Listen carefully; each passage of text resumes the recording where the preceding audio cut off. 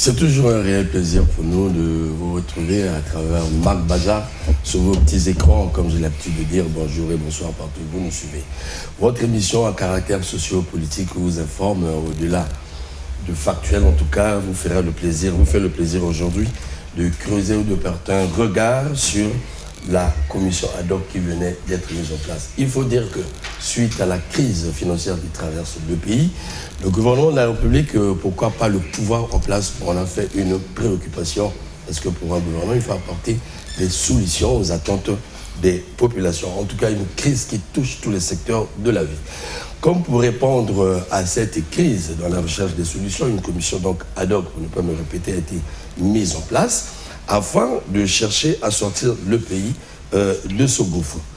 Ce qui nous préoccupe aujourd'hui, à travers Marc Bazar, comme vous l'avez souhaité d'ailleurs. Alors, il faut dire que sur ce plateau, j'ai reçu M. Jephté Gapoula, il n'est pas présenté, il est économiste, de Café du Savoir. Bonjour Gapoula.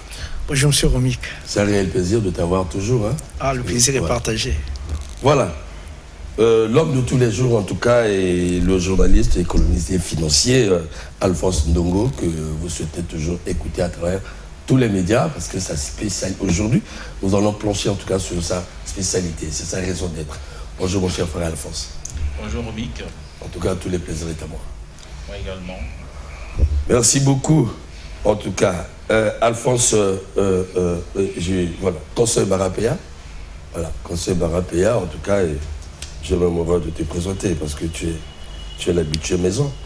En tout cas, le nouveau, bonjour mon cher frère. Bonjour, l'État moderne. Alors, le nouveau, merci, le souverain de Konosso. Alors, la nouveauté ici, c'est celui qui a accepté notre plateau aujourd'hui parce qu'il a quoi dire pour édifier donc l'opinion. C'est monsieur Simplice Bakala, il est juriste. Vous allez comprendre que sur ce plateau, nous avons un foisonnement, en tout cas des intellectuels, chacun dans son secteur. Bonjour, mon cher frère. Bonjour, monsieur le journaliste. Alors, tout le plaisir est à nous d'inaugurer ce plateau. Le plaisir est partagé. Merci. Voilà. Merci infiniment. Alors, chers téléspectateurs, pour ne pas revenir à ce que je t'avais dit, c'est une préoccupation aujourd'hui d'essayer de réfléchir sur la question financière de notre pays au regard de cette crise qui sévit tous les secteurs de la vie, avec l'université qui a fermé les portes, le CHU qui menace, il faut dire le Parlement qui n'est pas payé, la présence, l'aéroport, ainsi de suite. Le souverain primaire s'interroge, le colonel Landa s'interroge, comment sortirons-nous de cette crise? Et lorsque le Premier ministre l'annonça, donc au niveau de l'hémicycle, ça fait trembler certains Congolais. Mais le même gouvernement a pensé mettre en place une commission ad hoc qui a la responsabilité donc de rechercher les solutions afin de sortir le Congo de cette crise financière, mais ceci à 2 ans en tout cas de la fin du mandat présidentiel. Ce qui pousse à interroger en tout cas tout le monde. Alors, vous commencez, chers invités. Alors, la fameuse commission ad hoc a été annoncée. Comment chacun de vous l'a accueilli et quelle est la lecture que chacun peut faire d'emblée? Je commencerai par Jephté, voilà l'économiste. L'avènement de cette commission. Bien, merci M. Romik. Tu n'es pas obligé de chercher le micro, sois naturel. D'accord. Merci bien M. Romik. De mon côté, j'ai été surpris suite à la mise en place de cette commission. Bon, déjà, 2 points a attiré mon attention, à savoir la recherche de l'équilibre budgétaire et le financement de l'économie. Donc, vu l'urgence, parce que quand le président de la République met en place une telle commission, c'est qu'il reconnaît quelque part que ça devient une urgence pour la République de sortir de cette mauvaise passe que nous traversons. Parce que le pays est en période, sinon je dirais en matière de cycle économique, est en période de récession économique. Et donc la mise en place de cette commission, certainement c'est une stratégie pour booster l'économie et retrouver de l'équilibre. C'est en premier lieu l'analyse que je peux bien faire. Merci beaucoup, M. Simplice Bakala. Comment tu as accueilli l'avènement, l'arrivée d'ailleurs de cette commission? Je vais un peu abonder, comme l'a dit mon co-débatteur tout à l'heure. Cette commission, elle a été mise en place. Il est dit clairement dedans, conformément aux très hautes instructions du chef de l'État, président de la République, et cette commission est sur la supervision du Premier ministre, chef du gouvernement. Et il y a le ministre d'État Bouya qui préside cette commission. Ça veut dire que la situation est très délicate et que moi, en ma qualité d'observateur et de juriste, on peut dire que c'est pour trouver des solutions à des problèmes qui minent le développement de notre pays, l'économie surtout de notre pays. Voilà ce que je peux dire. Constant Barapéa, à ton tour, que dirais-tu? Bon, d'abord, merci de m'avoir invité. Je dirais comme tout le monde, lorsque le pays traverse une situation de crise, ou même une famille traverse une situation de crise, une crise aiguë, comme nous connaissons aujourd'hui dans notre pays, il est de bon aloi que ceux qui détiennent les manettes de l'État puissent réfléchir à trouver des solutions. Et je pense donc que la mise en place de cette commission qui, mon co-débatteur d'un côté l'a dit tout à l'heure, M. Bakala, émane des hautes instructions du chef de l'État. Ça veut dire que, enfin, le président de la République a écouté et nous a écouté pour une fois. Et puis, il décide de mettre sur pied donc cette commission. Maintenant, nous allons voir, au regard des acteurs qui animent cette commission, puisque quand vous échangez avec certains institutionnels, on déplore quand même le management de cette commission. C'est vrai que le Premier ministre, chef du gouvernement, il devrait être comme il est, il occupe cette place de superviser. Mais le problème qu'on peut regretter un peu, c'est le fait que le ministre des Finances soit relégué au second plan, simplement, alors que c'est lui qui a la responsabilité d'aller mobiliser les fonds, de faire ceci. Bon, mais là, je trouve qu'il est relégué au second plan. Il a perdu une bonne partie de ses prérogatives qui sont allouées désormais au ministre Jean-Jacques Bouya. Est-ce que c'est la stratégie présidentielle pour la mobilisation de ces fonds? Je n'en sais rien. Est-ce que le président pense qu'il faudrait le ministre Bouya, au regard... Nous y arrivons. Voilà. Nous y arrivons, s'il vous plaît. D'accord. Voilà, c'est à dessein que j'ai laissé le dernier tour à Ndongo, parce qu'il s'est déjà versé là-dedans. Alors, mon cher Alphonse, qu'est-ce que tu peux nous dire? Alors, ce qu'il faut noter d'entrée de jeu, c'est que, de manière générale, dans la sous-région, il y a des tensions de trésorerie. Ce n'est pas un cas particulier au Congo, même si chaque pays traverse cette tension de trésorerie à un degré qui n'est certainement pas le nôtre. Et je constate que dans les autres pays de la sous-région, et même au-delà, on n'a pas besoin de la mise sur pied d'un groupe ad hoc chargé de la mobilisation de la trésorerie. Cela relève de la compétence généralement du ministre des Finances, certainement qu'on en parlera tout à l'heure, mais je risque d'avoir quelques soucis sur le fait que on sait souvent que quand il y a un groupe, les résultats ne sont généralement pas probants. Parce que les problèmes de finances du Congo sont assez connus. Je pense que, est-ce qu'on a encore besoin d'un groupe ad hoc pour travailler là-dessus? Parce que les problèmes sont identifiés. Il faut aller sur le marché monétaire, financier, peut-être sous-régional, afin de mobiliser les moyens, puisque nous n'en avons pas. Les recettes, n'est-ce pas, internes ne permettent pas à l'État d'assurer ses charges incompressibles. Donc, je peux me poser la question sur l'efficacité d'un tel groupe, parce que je ne sais pas si ce groupe va opérer des miracles, étant donné que les problèmes de mobilisation de la trésorerie de l'État sont connus. Et je dois rappeler à toute fin utile que c'est vrai que nous traversons cette tension de trésorerie, mais elle ne date pas d'aujourd'hui. Sous le ministre Ganongo, il a su, n'est-ce pas, utiliser des instruments qu'il faut pour mobiliser des fonds et personne ne s'en est rendu compte. Encore mieux sous le ministre Rigobert Roger-Andély. Donc, le ministre Onda est arrivé avec certainement sa façon de travailler.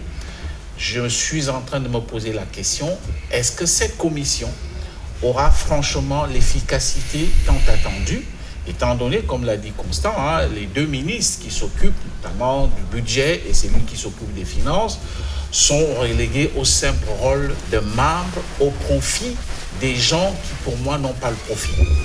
Effectivement, vous m'avez déjà emmené dans le bas. Alors, parlons un peu de la configuration de cette commission. Effectivement, c'est la question que les Congolais se posent pour vous relancer, ce que les Congolais se disent. La commission est chapeautée par sous la supervision du Premier ministre, patron du gouvernement. Le gouvernement a un bilan vrai aujourd'hui que tous les Congolais savent. Et nous vivons cette crise pendant la gestion de ce gouvernement, problème immédiat. À côté, vous avez le ministre Bouya, qui a la charge de piloter, et lui aussi il a son bilan à lui, et ça se passe devant les Congolais. D'où la question que vous venez de poser. Je vais la poser autrement. Quelles sont les chances de cette commission? Parce que le défi à relever est lourd. Politiquement, nous sommes à 2 ans de la fin du mandat, d'abord. Et à côté, nous avons la tension sociale du fait de cette crise. Et on dit qu'il faut mobiliser les fonds. En ce qui constitue cette commission ne sont pas étrangers aux Congolais. C'est des gens qui ont eu à gérer. Est-ce que cette commission a vraiment des chances? Messieurs Simplice. Je vais dire tout simplement que il faudrait qu'il y ait une lueur d'espoir. Sinon, s'il n'y a pas de lueur d'espoir, comment voulez-vous que nous Mais l'espoir ne fait pas les finances. Non, il faudrait qu'il y ait une lueur d'espoir. Parce que la situation dans laquelle se trouve notre pays, elle est cataclysmique. Tous les pans de notre société est dans une situation exécrable. Vous savez, dans la pyramide organisationnelle d'une entité publique ou privée, il y a ce qu'on appelle le niveau stratégique, le niveau tactique et le niveau opérationnel. Et il y a une vision qui descend en passant par le niveau tactique jusqu'au niveau opérationnel. Et on ne peut pas inverser la pyramide. Ce qui manque dans ce pays, effectivement, il faut altérer entre le bâton et la carotte. Tu as tout dit, à ta manière, dans ton style. Alors, conseil Barapéa, avant que je passe aux économistes. Bon, voilà. Mais moi, je suis un observateur, je regarde quand même la politique de ce pays, le fonctionnement de ce pays depuis un certain moment. Je suis quand même sceptique par rapport à ta question. Les chances d'aboutissement de cette opération mise sur pied sur l'association du président de la République. Pourquoi? Parce que, vous l'avez dit tout à l'heure, nous avons là des acteurs, c'est-à-dire ceux qui sont à la tête de cette commission. Nous avons des acteurs qui cumulent au moins 10 ans d'exercice de pouvoir. Donc, ils connaissent les problèmes de ce pays. Ils sont eux-mêmes les problèmes dans ce problème-là. Alors, les problèmes sont financiers. Bien sûr, mais le problème financier, mon aîné Alphonse l'a évoqué tout à l'heure, le problème financier au Congo, au-delà de la crise qui touche tous les pays de la sous-région, mais il y a des problèmes qui sont intrinsèques à notre communauté, à notre façon de gérer les finances publiques. Et si vous prenez le Premier ministre et le ministre Bouya, ce sont 2 ministres qui cumulent plus de 10 ans au gouvernement. Donc les problèmes sont connus, ils font partie du problème, puisque tu as dit tout à l'heure qu'ils ont des bilans. Ils ont des bilans. D'accord. Lorsqu'on fait une commission comme ça, la commission est administrative.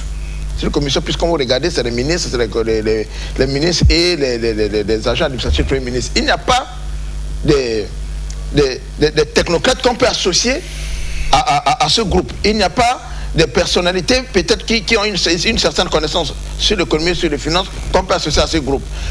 Vous pensez que où est-ce qu'ils vont trouver l'argent? D'ailleurs, vous avez suivi le Premier ministre qui disait au Sénat que nous sommes dans une situation où le Congo a eu à contracter un certain nombre de dettes et que ces dettes sont à maturité, ce qui explique la crise que nous vivons aujourd'hui. Est-ce que nous sommes en capacité, et là je ne sais pas, puisque je laisse ce côté-là Alphonse de nous aider, est-ce que nous sommes en capacité aujourd'hui de mobiliser les fonds sur la scène internationale ou bien sur le marché financier international? Je ne sais pas, je n'ai pas les informations là-dessus. Donc à partir de ce moment-là, on va voir. Mais je suis sceptique que ces ministres, c'est-à-dire cette commission qui est éminemment politique et politicienne, peut nous aider à mobiliser les fonds et à régler le problème de la crise. À moins qu'ils opèrent autrement. Et c'est peut-être là le proposition que nous allons faire sur ce plateau. Mais tel que c'est présenté, je reste sceptique. En tout cas, j'ai envie de dire que c'est programmé pour échouer. Ça, c'est le point de vue de conseil Barapéa. Alors, mon cher Alphonse, voilà, je crois que c'est une préoccupation pour vous. Est-ce que, par expérience, vous qui travaillez souvent dans ce domaine, est-ce que cette commission a beaucoup de chance au regard de la gestion habituelle des affaires publiques dans le domaine des finances? Constant a évoqué, en fait, on ne peut pas régler les problèmes économiques qui sont des problèmes structurels, organisationnels, par le simple décret, n'est-ce pas, qui pour moi est une émanation politique. Je peux comprendre une chose, et peut-être qu'on va faire un flashback. Lorsque le Congo doit atteindre le point d'achèvement dans le cadre de l'initiative Pays pauvres très endettés, vous savez très bien, le ministre Andeli est défenestré du gouvernement et on nomme feu le ministre des Finances Pacifique Issou Ebeka. Voilà. Alors, il est interdit dans les traditions bantoues de parler des morts, mais Issou Ebeka était quelqu'un qui était très prudent et ça pouvait certainement retarder l'échéance du point d'achèvement. Et je m'en souviens, le président de la République a confié la responsabilité au ministre Jean-Jacques Bouya et à son conseiller aux hydrocarbures Denis Bokana pour mener à bien cette opération de point d'achèvement dans le cadre de l'initiative Pays pauvres très endettés. Très bien. Sauf que là, un travail avait déjà été fait par le ministre Andeli. Le terrain était balisé. En tout cas, c'était franchement, et je crois que le Congo, on ne va pas trahir des secrets ici, c'était attacher les services d'un expert dont je tais le nom, mais de renommée internationale qui a pu aider le Congo pour arriver au point d'achèvement. Mais là, il s'agit d'une crise financière qui est là et je peux bien me poser les questions pour pouvoir, parce que le Congo, en termes de mobilisation interne aujourd'hui, c'est vrai que les gens vous diront qu'au niveau des douanes, c'est sec parce qu'il n'y a pas assez de trafic, pas assez de grand business. La situation est mondiale, et voilà le cas. Au niveau des impôts, on vous dit la conjoncture, les triples impacts de la crise Russie-Ukraine, la crise, n'est-ce pas, du Hamas avec les Israéliens, et puis les conséquences de la crise du Covid, ça durablement impacté les entreprises. Ce qui fait que, au niveau des impôts, il n'y a pas de baguette magique. C'est-à-dire les entreprises aujourd'hui connaissent des problèmes de trésorerie. Donc, il ne faut pas en attendre mieux. Le pétrole qui constitue l'une de nos principales recettes publiques, on le sait bien, a été gagé au niveau des traders, Glencore et Trafigura. Ce qui fait que là, il y a un service de la dette qui court. On parle même de la Chine aussi. Donc, la seule chose, oui, et la Chine. La seule chose pour mobiliser de l'argent aujourd'hui, il n'y a pas de miracle, il faut aller sur le marché monétaire et financier sous-régional, pas international, oui, parce que nous sommes encore sous programme avec le FMI, il nous faut avoir le quitus du FMI si nous arrivons au terme de notre programme triennal et qu'on a le statistique qu'il faut. C'est en ce moment que le Congo peut éventuellement aller lever un eurobond ou aller sur traiter avec les bailleurs de fonds multilatéraux et bilatéraux. Mais pour l'instant, tous les pays d'Afrique centrale, notamment ceux qui sont les plus actifs sur ce marché, c'est le Cameroun et le Gabon. Le Congo arrive en troisième position. Il faut aller sur le marché financier sous-régional. Il faut aussi avoir une carte de visite, c'est-à-dire vous êtes quelqu'un qui est introduit dans les milieux de la finance comme l'était, par exemple, le ministre Andeli. Moi, je ne fais pas d'éloge au ministre Andeli, que je ne connais pas, mais que je connais en tant que journaliste. Il faut avoir une carte de visite parce que cela procède d'une certaine assurance pour que les gens fassent confiance. C'est pourquoi je parlais de la qualité de ceux qui sont à la manœuvre. Je suis désolé, vous arrivez devant un grand banquier nigérian, je ne vais pas faire sa publicité, qui est installé chez nous, vous allez à Lagos pour lui dire, nous avons peut-être des nantissements, ça peut être minier ou pétrolier, nous avons besoin de 200 milliards. Je donne un cas de figure. Il faut que ce monsieur, il ne va pas vous donner cet argent, il va regarder qui vous êtes, il va regarder sur Google, il voit qu'il y a un certain nombre de choses, ça ne donne pas une crédibilité. Voilà le vrai problème. Donc c'est pourquoi moi je parlais tantôt de la qualité des gens qui animent ce groupe ad hoc. Je n'ai rien contre quiconque que ce soit, mais c'est comme ça que ça fonctionne au niveau du marché financier, soit international ou même sous-régional. Donc même les banques, il y a des relations, il y a des gens qui ont des réseaux, et ces gens, il y a des Congolais qui ont des réseaux qui peuvent aider le gouvernement. il y a donc la possibilité que pour moi, nous ayons des résultats mitigés. Ça fait aussi très lourd parce que le ministre des Finances peut donc se croiser les bras en disant « Bon, moi, qu'est-ce que j'ai encore à faire ?» Il y a un comité, enfin un groupe ad hoc qui va se charger de la mobilisation de la trésorerie. Et pour moi, je reste un tout petit peu, comme vous voulez, je suis quelque peu dubitatif. Voilà. Sceptique, dubitatif. En tout cas, à chacun son petit concept. Hein. Voilà, c'est ce que dit l'homme de la rue aujourd'hui. C'est la raison d'être de cette émission. Pour certains, ils ont dit, mais c'est comme comment on dit ça? Un aveu d'échec. Un aveu d'échec. C'est ce que nous avons collecté. Parce que le gouvernement, les Congolais attendent le bilan du gouvernement. Nous sommes à 2 ans de la fin du mandat. Ils se posent la question, à quoi bon une telle commission? Mais quel est le bilan de ce gouvernement avant d'arriver à cette commission? Et vous venez de le souligner. Quelle sera la responsabilité et les prérogatives du ministre des Finances? Quel sera donc son rôle? C'est tout un problème. Alors, ça, nous aurons le temps d'interroger les membres du gouvernement. Alors, M. Jafté est très passionné à ce sujet. Alors, peut-on donner des chances ou quelles sont les chances de cette commission? Est-ce que cette commission a vraiment des chances? On regarde l'environnement qui est le nôtre. Bien, déjà, pour répondre à cette question, je ne dirais pas qu'il s'agit là d'une question rhétorique qui porte en elle-même sa propre réponse.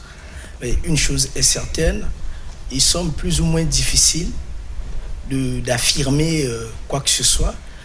C'est comme un médecin qui n'a pas encore soigné le malade, mais qui pense déjà que le malade est condamné. Mais le médecin travaille par expérience. Mais exactement. Il vous dira parfois, ça là, il faut 6 mois. Exactement. Mais maintenant, le problème, c'est que même quand un malade est condamné, on essaie quand même de le traiter.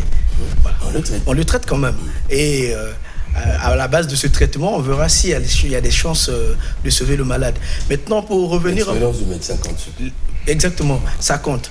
Maintenant, pour revenir un peu sur ce que le doyen Alphonse a évoqué, en parlant des marchés financiers et autres, l'idée n'est pas mauvaise, c'est la logique en réalité. Mais il y a un risque qui est énorme, parce qu'aller encore sur les marchés financiers pour s'endetter, c'est une façon encore d'accroître la dette publique qui a déjà mis à terre l'économie congolaise. Et donc, est-ce qu'au niveau national, au niveau interne, nous ne pouvons pas mobiliser des ressources? Moi, je pense que oui. Nous avons assez de ressources financières qui échappent à l'État congolais, qu'on va évoquer en parlant sur la notion de l'équilibre budgétaire. Allons-y déjà. Voilà. Bon, déjà... Comment fouiner à l'interne? Voilà, c'est ça tout le problème, parce que il faut dire que nous sommes en crise depuis longtemps. Nous sommes en train de voir cette crise gagner tous les secteurs.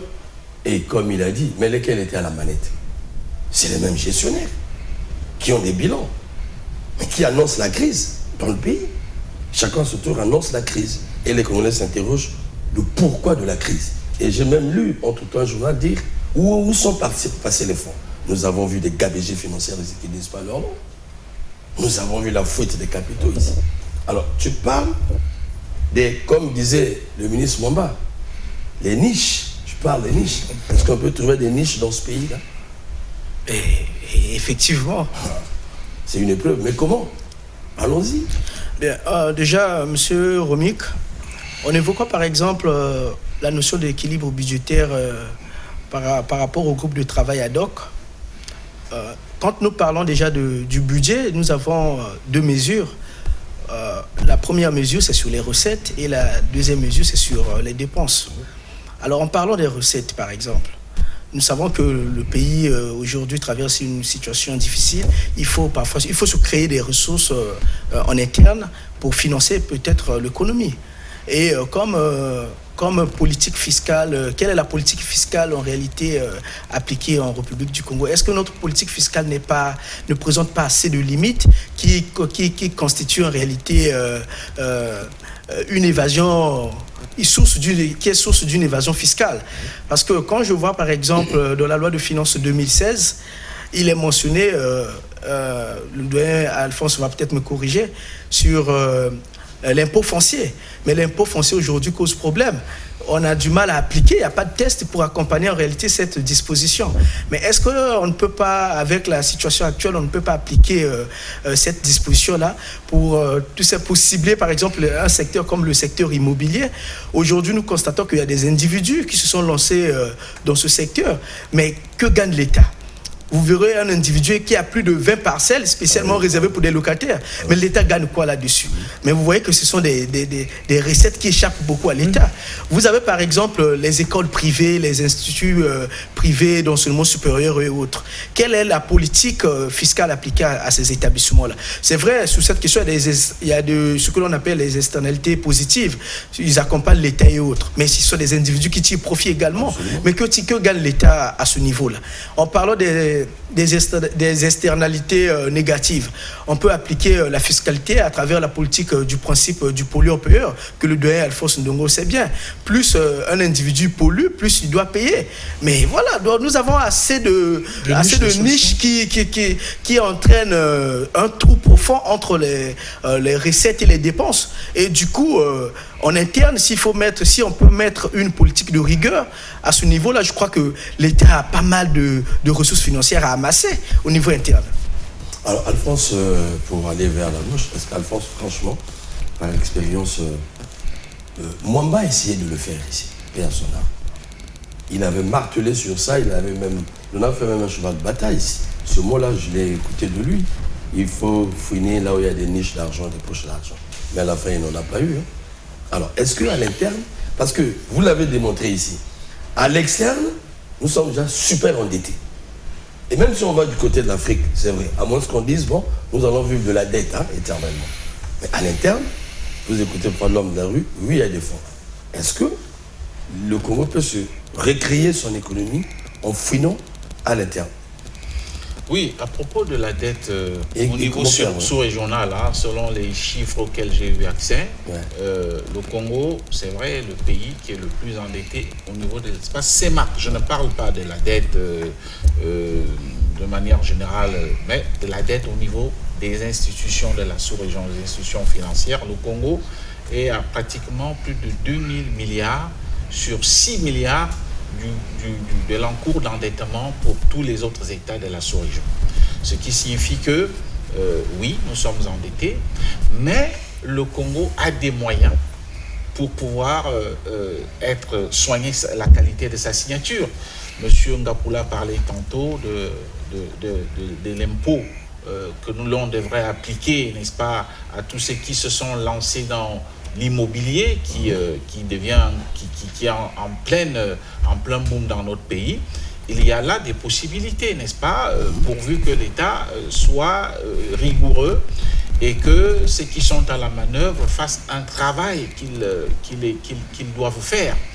Vous avez, par exemple, je vais dans la loi des finances actuelle, il a été décidé qu'on défiscalise les émoluments des ministres, les primes et tout ça. Absolument. Bon, je ne sais pas pourquoi le ministre des Finances n'applique pas cela. Même si c'est vrai que le gouvernement lui-même accuse 4 mois d'arrière de salaire, mais cela devrait déjà entrer en application.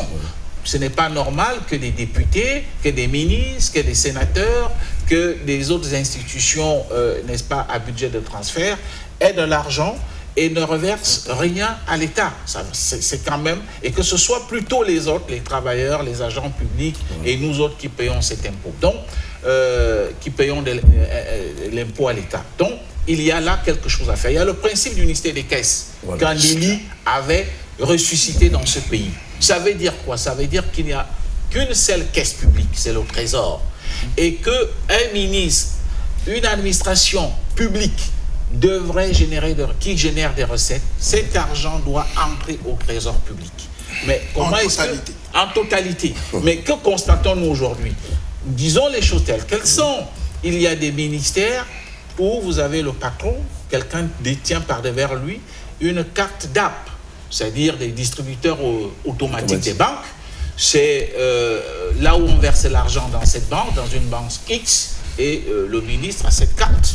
Il peut tirer de l'argent à l'insu même parfois du comptable, c'est-à-dire du DEP, et ainsi de suite. Donc, il y a des choses qu'il faut normer. Et il faut un véritable ministre des Finances. Ça veut dire c'est un Jack Bauer qui arrive, qui met de l'ordre. Parce qu'il faut reconnaître aussi une chose, moi je n'ai rien contre le ministre Ndai, que je connais, quelqu'un de très rigoureux, qui sait se mettre en lévitation par rapport à la politisation de certaines choses, mais il a perdu trop de temps avec des appels à manifestation, à candidature, tout ça, ça perd du temps.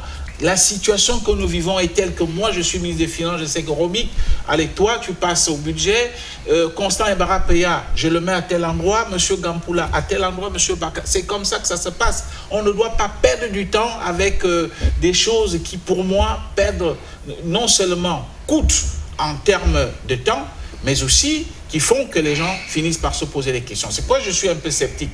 Moi, je dis, ça, c'est un travail qui doit revenir à un ministre des Finances. Soyons honnêtes, il faut que le président de la République prenne le taureau par les cornes, refasse son gouvernement. Si le ministre Ndai n'est pas certainement à la mesure de ce qu'on attend de lui, eh bien, écoutez, vous cherchez quelqu'un qui va redresser les choses. On l'a vu en Delhi, on avait des problèmes, on n'avait pas nous n'avions pas de recettes pétrolières comme aujourd'hui, mais seulement avec des recettes internes. Je parle en Delhi 1. Il a pu, n'est-ce pas, respecter l'échéance de paiement des salaires aux fonctionnaires. Donc cela est possible. Il y a de l'argent, comme a dit mon collègue Ngapula, il y a de l'argent qui traîne. Mais c'est à l'État. Mais quel État? Cela se fait au niveau du ministère des Finances. Le ministère des Finances doit être bien organisé, bien structuré, avec des gens qui sont chargés justement d'aller chercher des niches de recettes publiques. Alors, Monsieur Simplice, l'expérience du Gabon peut nous servir certainement d'école. Nous avons vu ce que Olingue a fait aussitôt arrivé. Nous avons vu ce que Caméré venait de faire, l'économie. Et nous écoutons la rue congolaise qui parle de la réduction du train de vie de l'État. C'est aussi un problème.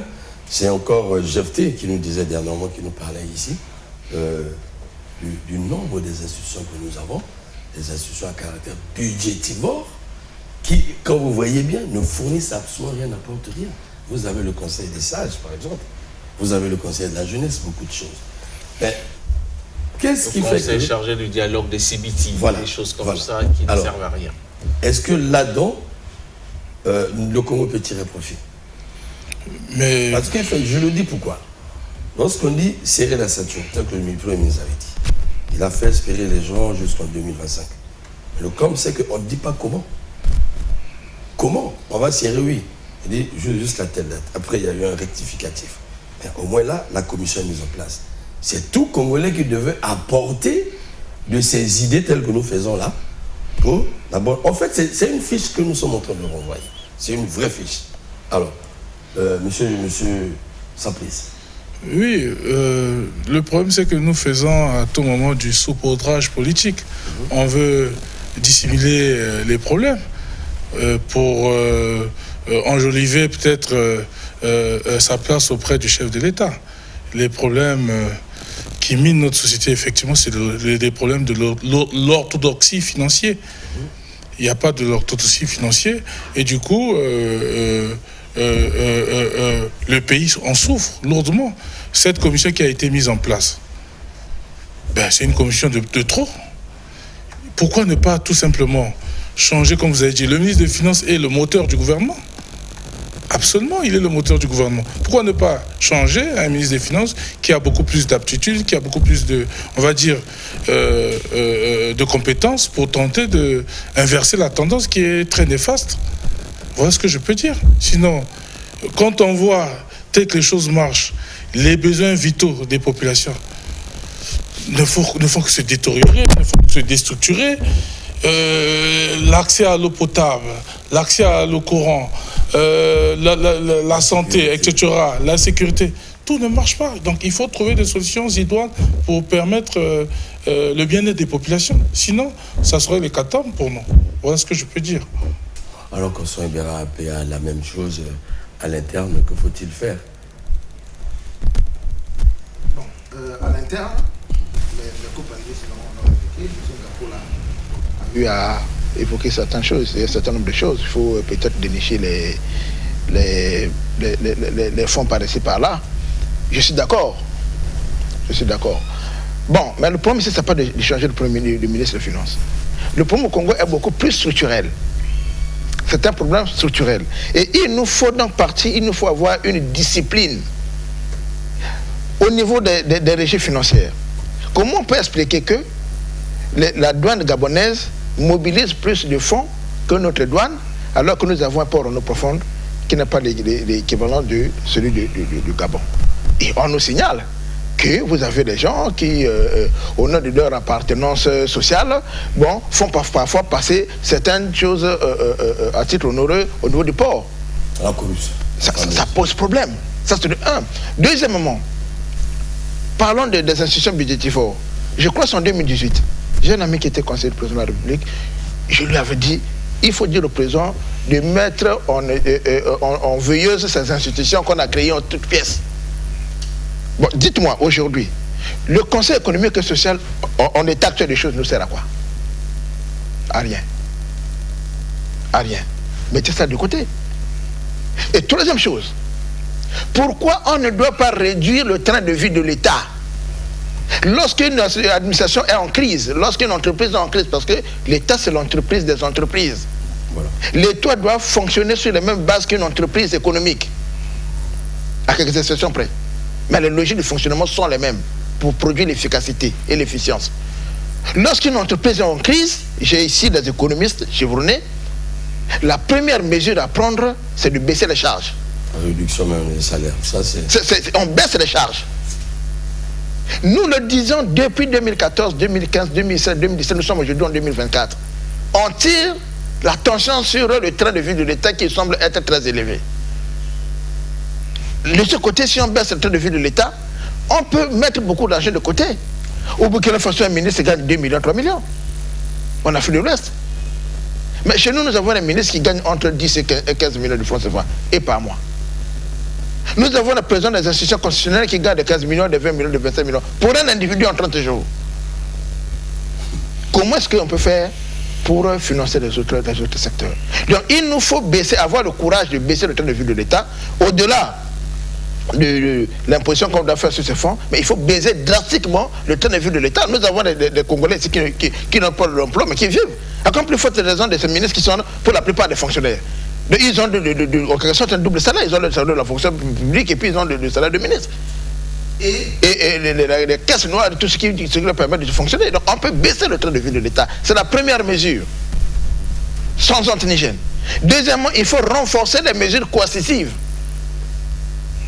Parce qu'il faut limiter cette délinquance économico-financière que nous observons. Parce que comme vous voyez comment fonctionne notre société ou ceux qui nous gouvernent, vous avez l'impression que le Congo est en crise? Non. Les gens vont en mission, on a vu dernièrement le chef de l'État qui est parti en mission en Russie avec un effectif pléthorique.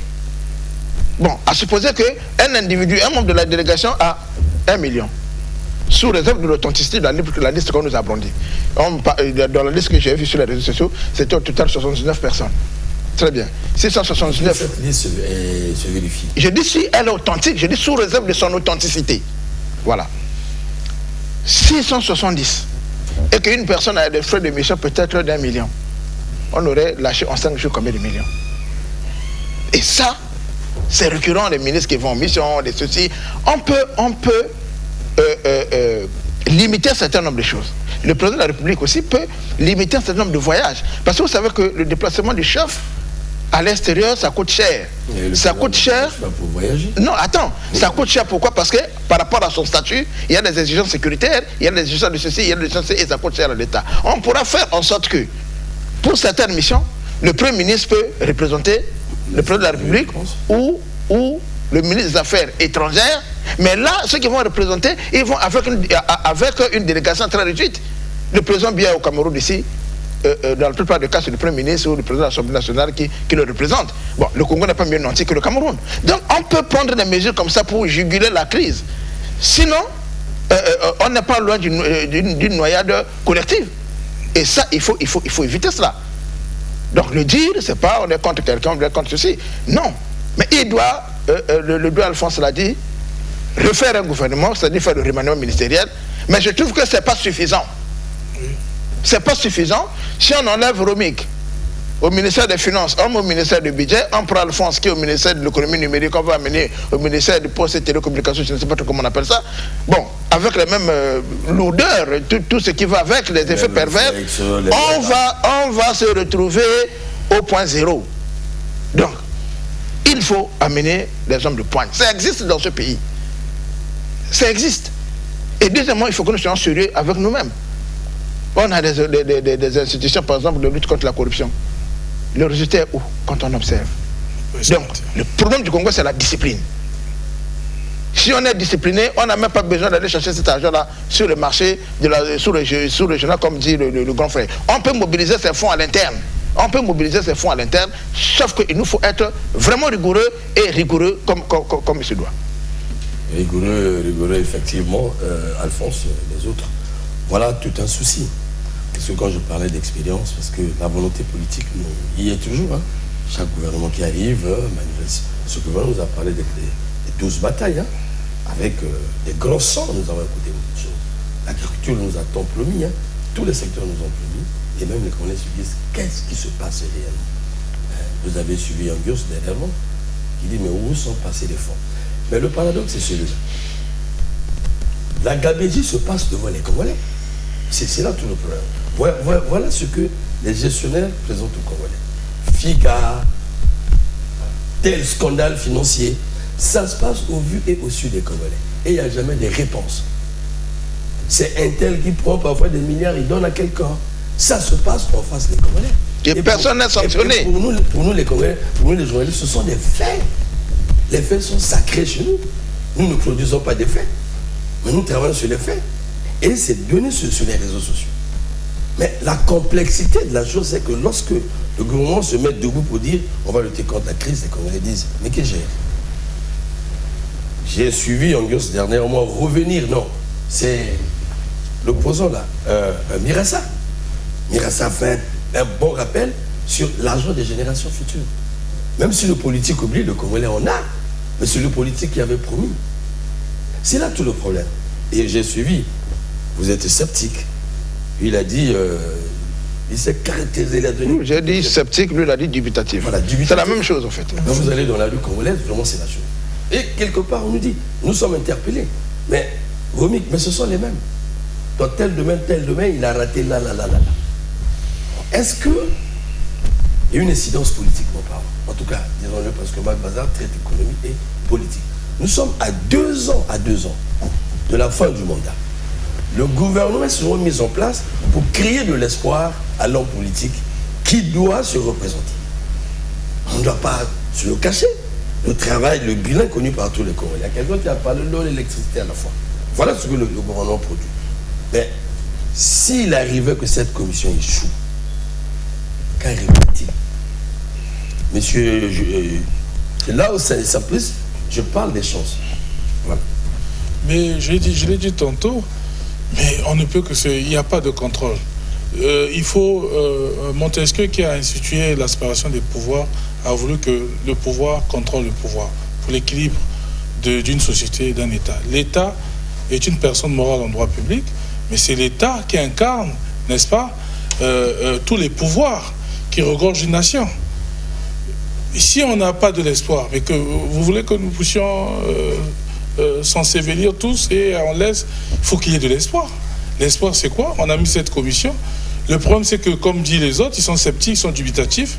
C'est vrai, c'est juste comme je l'ai dit, l'orthodoxie financière manque dans ce pays. Le contrôle manque dans ce pays. Le suivi manque dans ce pays. Le contrôle, nous avons parlé des institutions ici. Il y a la HALC aujourd'hui. Ce sont des institutions de dépannage. Voilà. Nous avons, s'il vous plaît, nous avons toutes ces institutions, c'est vrai.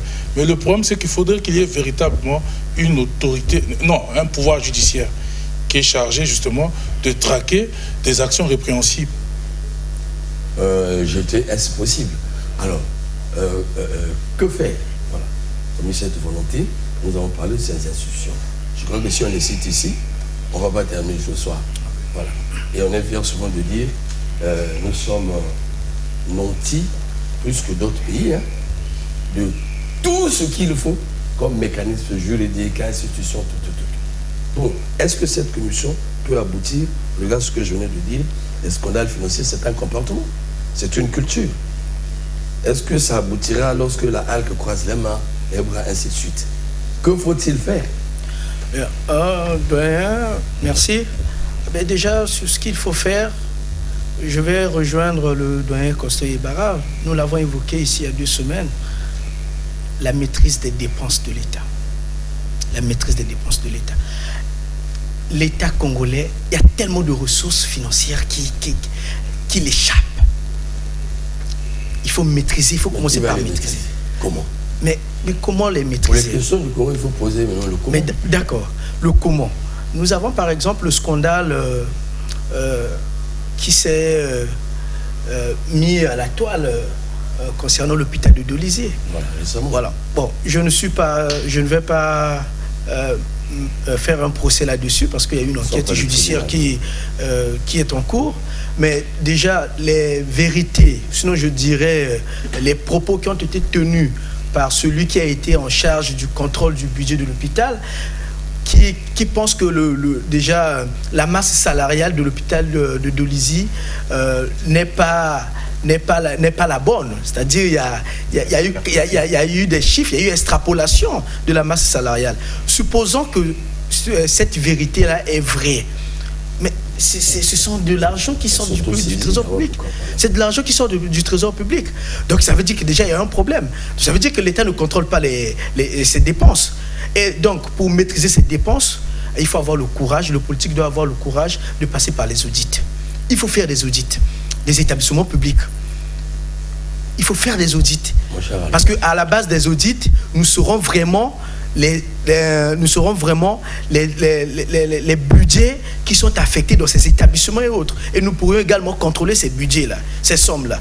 Dans un sens contraire, mais on va laisser les individus s'enrichir et l'État ne va cesser de s'appauvrir. Parce qu'au moment où je vous parle, l'État congolais est pauvre, très pauvre même. L'État ne cesse de s'appauvrir. Mais il y a des individus plus riches. Voilà, mais des individus qui deviennent plus riches. Mais comment on peut expliquer ce paradoxe-là? Ça ne se fait pas. Et dans un état de droit, ça ne s'applique pas. L'aîné Bakala parle des institutions de la République et autres. Oui, il faut renforcer les institutions de la République. Et la première institution, c'est la justice. Dès lors qu'on a une justice qui n'arrive pas à traquer certains bandits qui sont là dans les crimes financiers et autres, mais c'est grave. C'est grave. C'est la force d'un État, c'est la justice. Sans la justice, on ne peut rien faire. Mais d'où la question, est-ce que cette commission a des chances, M. Noumé?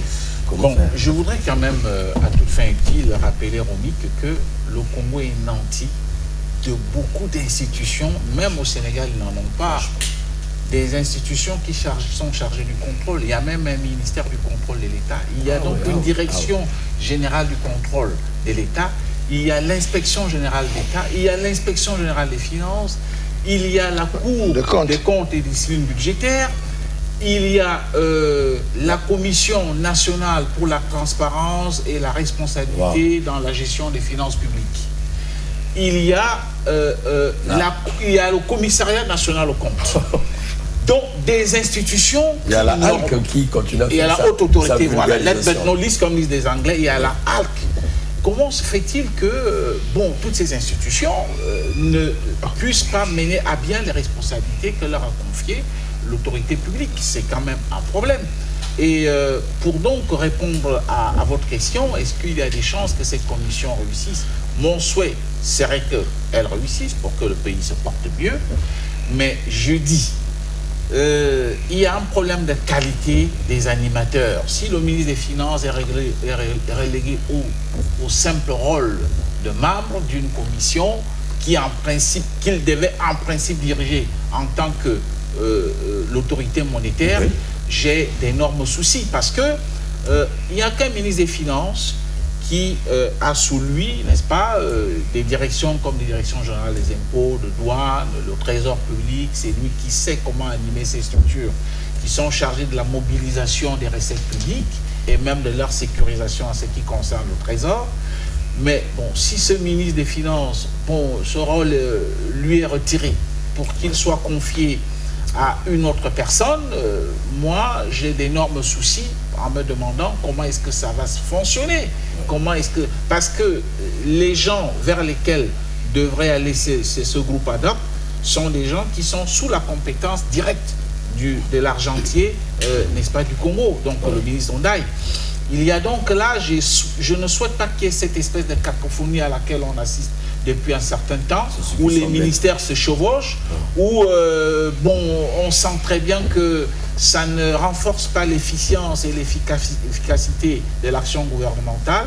Là encore, on risque d'avoir de petits soucis, alors qu'il y a des possibilités de mobiliser des recettes. Vous parlez, il y a des menus recettes, par exemple, au niveau du tribunal. On me dit qu'il y a souvent des régisseurs du trésor là-bas, mais est-ce que vraiment on ne peut pas mieux arranger cela afin que cet argent débouche directement dans les caisses du trésor? Il y a les amendes que la police routière inflige à quelques automobilistes. Nous savons que ça ne prend pas souvent la direction du trésor. On paye ça derrière la voiture. Oui, justement. Moi, je connais des gens à qui on a mis des sabots pour avoir fait un mauvais stationnement au centre-ville. Quand ils arrivent au bureau des accidents, on leur dit « Allez au trésor, ça fait 26 000, mais bon, qu'est-ce que vous avez? J'ai 10 000 francs. Bon, ça ne va pas au trésor. » Donc, il y a beaucoup de moyens de mobiliser quand même des ressources internes.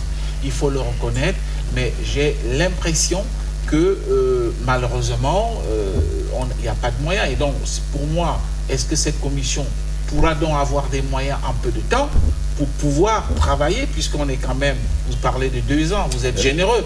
Pour moi, nous sommes à 1 an de la présidentielle, parce que ça ne compte plus cette année 2024. Il faut noter que le président de la République a présenté un projet de société qui s'est finalement mué en programme de gouvernement politique. Alors, il y a un certain nombre d'offres que le président a eu à faire aux populations congolaises. Les gens, si on avance tel que les choses se passent avec des gens qui n'ont pas leur salaire à temps, je vous rappelle que les numéraires ceux qui touchent l'argent à la main, qui travaillent dans l'administration publique à l'intérieur du pays, sont déjà à 3 mois sans salaire. Je ne sais pas si c'est 4 maintenant. Et vous avez, je ne vais pas citer, c'est toute une litanie de dettes que l'État. Alors, est-ce que ça ne va pas jouer? On sait très bien que le Congo est un pays très compliqué parce que c'est l'un des pays les plus politiques d'Afrique francophone. Et quand la politique ne marche pas, il faut faire très attention. Je voulais un peu... Merci Alphonse.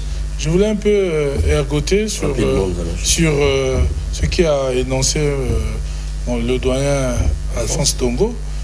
Quand il parle que cette commission soit pilotée par le ministre des Finances, ce n'est pas possible parce qu'il y a un problème présidentiel.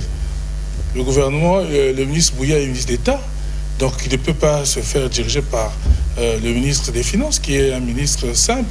Et donc, pour revenir à nos questions... Est-ce que c'est ce titre ou bien la maîtrise des finances? C'est là tout le problème. Mais certainement, c'est qu'il y a eu une défaillance du côté du ministre des Finances. C'est pour ça qu'on lui a arraché, on va dire, le beefsteak, j'allais dire, sur cette commission et mettre une autre personne, peut-être pour mieux voir, avec beaucoup plus de minutie, comment les finances sont générées dans les régies financières. Mais le vrai problème de notre pays, c'est changer de paradigme de gestion de la chose publique. C'est ça le problème.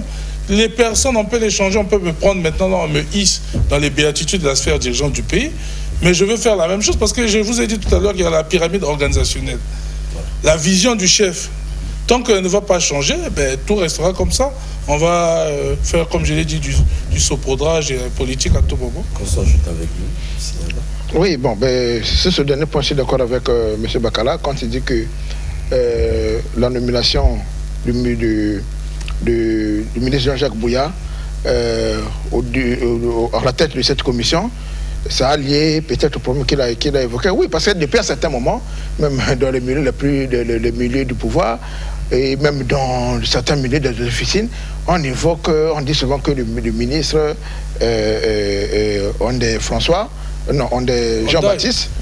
Jean-Baptiste n'est pas à la hauteur comparé à son prédécesseur, qui est le ministre Ondeli. Et c'est peut-être dans cette logique-là, ils ont compris que bon, il faut mettre... C'est un esprit, comme disent les Congolais. Oui, mais c'est ce qui se passe. Donc, c'est peut-être par rapport à ça qu'on a structuré cette commission comme ça. Mais dans le fond, les amis ont évoqué la justice et tout ce qui va avec. Il n'y a qu'une seule personne qui peut sauver ce pays, c'est le président de la République. Absolument. C'est lui seul. Parce que, je dis, c'est lui, c'est-à-dire c'est lui l'autorité suprême, l'autorité qui peut sauver. Pourquoi? Parce que moi j'ai mis en circulation le concept de l'État cartel. Et lorsque vous voyez comment le cartel fonctionne, il y a un auteur qui a parlé de l'État mou. Je suis sur ça. Tu vas développer. Non, je suis sur ça. J'évoque juste l'auteur pour donner des tenus à ce que je dis. Qui parle du concept de l'État mou. Myrdal Gunnar, qui parle de l'État mou. Or, l'État mou se caractérise par l'affaiblissement des institutions de concession, comme la justice et autres. Et lorsque vous voyez, on a vu la Ngele qui disait qu'il a mené des enquêtes, on a déposé le dossier au niveau de la justice n'a rien fait. Mais pourquoi la justice ne peut rien faire? Parce qu'il y a des pesanteurs, il y a des forces d'inertie qui empêchent parfois la justice de faire son travail. Ne pensez pas que tous les juges qui sont là sont des corrompus, ne peuvent pas faire le travail. Non, il y a des gens qui sont pétris du patriotisme qui peuvent faire le travail, même au gouvernement. Mais lorsqu'il y a des forces d'inertie qui empêchent la machine de fonctionner, on se retrouve dans cette situation. Voilà pourquoi j'ai dit, à l'état actuel où nous sommes, il n'y a que le président qui peut nous sauver. En quoi faisant? En mettant ces garants du général. Il faut qu'il y ait une dose de la surveillance et de la punition. Surveiller et punir pour parler comme un auteur. Faute de quoi? On peut multiplier les institutions comme on veut. On peut changer tout le gouvernement comme d'autres l'ont fait au Kenya. Ça ne changera rien tant qu'il n'y aura pas de discipline. Parce que le problème que nous avons, c'est de l'indiscipline budgétaire. C'est ça ce que nous avons aujourd'hui. Ce n'est que ce problème-là. On a un problème de gouvernance. Il n'y a pas de miracle. Ce n'est pas juste ce qui viendra qui tombera du ciel pour régler ça. Il n'y a que le présent. Donc, qu'il tienne en main la chicotte. Malheureusement, le président a mis en place, grâce à son pouvoir, on a mis en place les institutions. Je suis totalement d'accord, mais il le fait depuis combien de temps? La sentinelle partout. Non, quand je dis, regarde, Romik, il faut que je donne, il faut que je classe ma posture. Non, je vous dis, c'est compris. Malheureusement, je rebondis sur cela. Tous se réclament du président, il faut dire comme ça. Même ceux qui vont passer des élections au village là-bas, ils se disent que le président qui a envoyé. Qui avait prêté serment, je me souviens. Vous voyez bien que c'est devenu un leitmotiv pour nous. La Ngele avait une institution qui traquait. Et il délibérait devant la presse. Et on avait des documents. La presse accompagnait le pays dans la lutte contre la corruption. Quel est le bilan de la HALC? Attendez la HALC, voir la HALC dans les salles des examens d'État, comme si au ministère de l'éducation, ou bien dans le système éducatif, il n'y a pas la surveillance. Les Congolais ne les attendent pas là. On parle de figure, on ne voit pas la HALC. Donc une façon de dire, elle contribue énormément à la corruption dans le pays. Alors, maintenant, la régie s'il vous plaît, la régie s'il vous plaît. La régie, donc voilà. Donc elle contribue énormément à cela. Voilà. Et nous allons relancer. Donc ce débat, il y aura une suite. Voilà. Il y aura une suite pour qu'on essaie d'examiner toutes ces institutions, envoyer la fiche à l'État pour la réduction du train de vie de l'État. Alors, merci pour tous ceux qui nous ont suivis. Merci encore, chers invités. Vous êtes restés avec votre choix parce que la question est vraiment vaste. Nous allons continuer prochainement. Au revoir chez vous, à la prochaine fois. Merci la régie.